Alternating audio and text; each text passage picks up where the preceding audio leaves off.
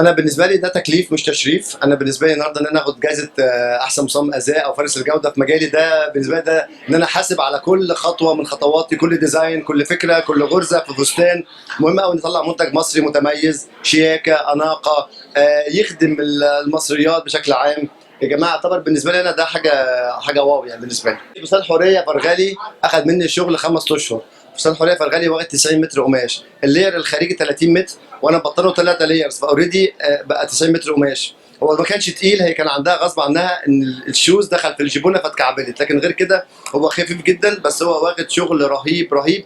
بس هو اللي هو ايه، ما خف حمله وثقل ثمنه يعني. عشان انا بتجيلي العروسه، بتجيلي مامتها، بتجيلي جدتها، فلازم يبقى بنت عندها 16 18 20، بتجيلي ام عندها 40 والجد عندها 60. فلازم انا اعمل جنريشن، ده لازم يبقى عندي كل الاجيال، لازم يبقى عندي اختيارات. بتجيلي بنات عندهم برامز، لازم يشتغلوا هم يقفلوا الباب. لازم يبقى البنات كتير قوي بيتخرجوا من المدارس عايزين يعملوا فساتين حلوه، نفسهم هاني البحيري يعمل لهم ده.